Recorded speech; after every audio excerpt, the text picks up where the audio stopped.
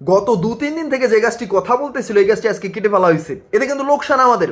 আমরা চাইলে গাছটিকে কিন্তু বিশ্ব দরবারে একটা স্থান দিতে পারতাম। বর্তমানে কি চলতেছে? টি-20 world cup, Copa America, Euro cup.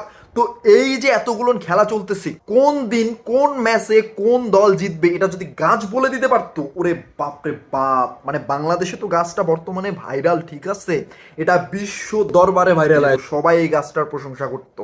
তারপর কি হতো? মারামারি, এই গাছের জন্য মারামারি লেগে যেত। গাছের উপর অনেকেই রাগ করতো। কারা?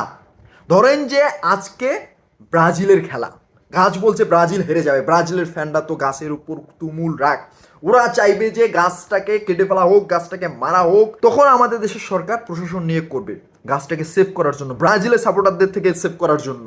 তারপর আর্জেন্টিনার সাপোর্টারদের ক্ষেত্রেও সেম। যখন বলবে যে আর্জেন্টিনা হারবে, তখন আর্জেন্টিনার সাপোর্টাররা একদম খেপে গিয়ে গাছের উপর একটা আন্দোলন শুরু করবে। মানে এইভাবে